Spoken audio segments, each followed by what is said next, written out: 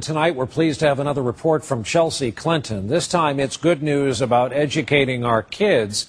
And this happened because some adults decided to set aside their differences.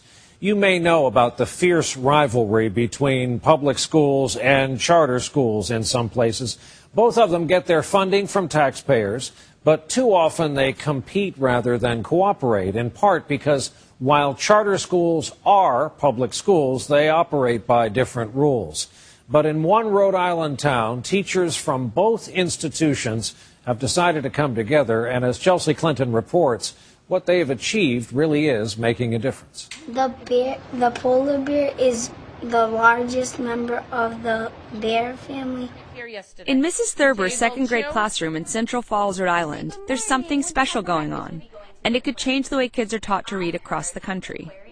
Here, class begins with a lesson on the rug. Smart readers can use the table of contents. There's something called turn and talk time, so everyone is engaged. What's the thing about the two books? And sometimes you have to use some of your other reading skills, like inferring. Kids use reading strategies to help their learning and their comprehension.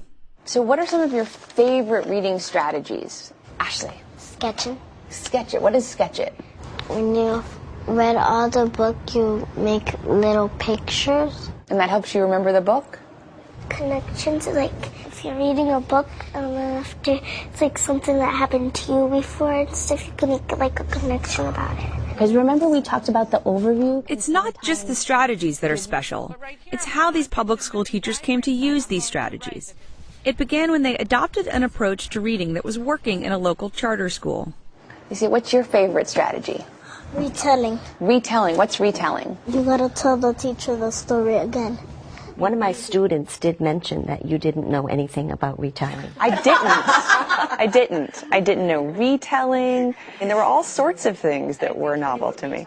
We've been talking a lot about Public school teachers Nancy Chenard, Diane Jasper, and Cheryl Thurber are working with learning community charter school teachers Christine Alves and Jill Cody.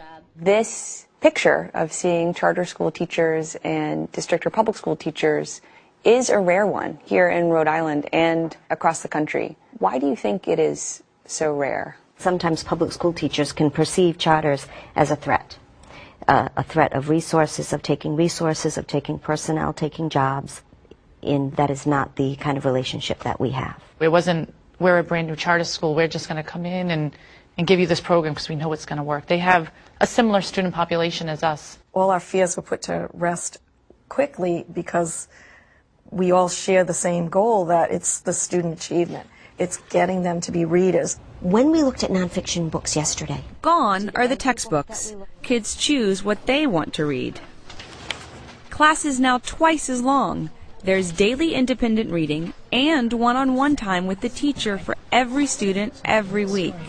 Communicate with other. With one another. With one another. That's great. Teachers from both systems meet regularly to share ideas and the lessons they're learning in their own classrooms. We just keep it dynamic. We make decisions right there on the spot about how to meet the needs of every single student in the class. You have that freedom and that your ability to use your professional judgment for what's best for those 20 kids in front of you. It goes to the kids who are in the middle, it goes to the kids who are ready to thrive, and it goes to the kids who might need a little remediation. When the program began 3 years ago, only 37% of kids in kindergarten through second grade were reading at or above the national benchmark. By the end of the first school year, 66% were. That's a 29-point jump in just 8 months.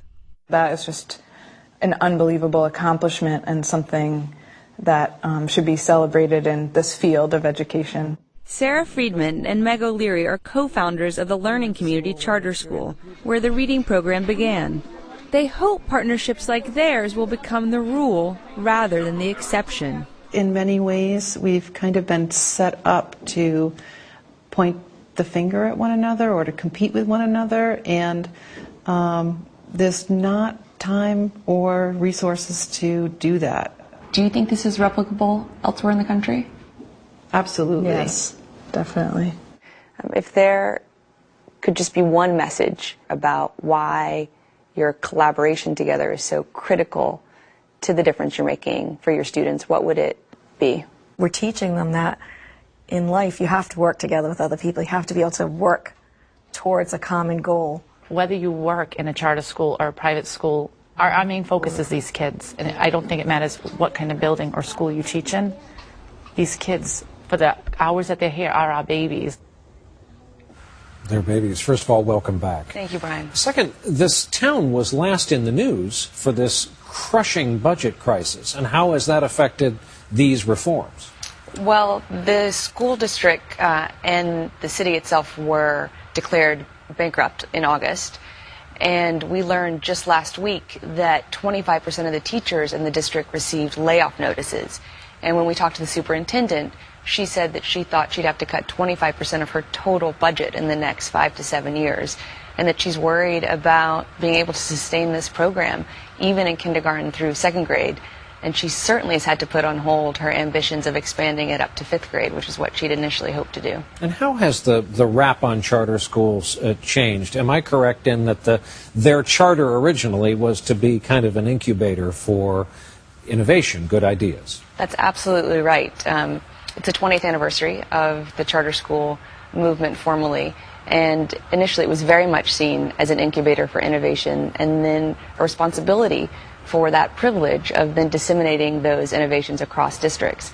And yet when we talked to the Gates Foundation, they said they know of only 16 districts out of almost 16,000 in our country in which this type of real, meaningful, productive collaboration is happening. It'd be nice to see more of it. Chelsea I Clinton, agree. a pleasure. Thank Thank you you, for Brian. visiting us again.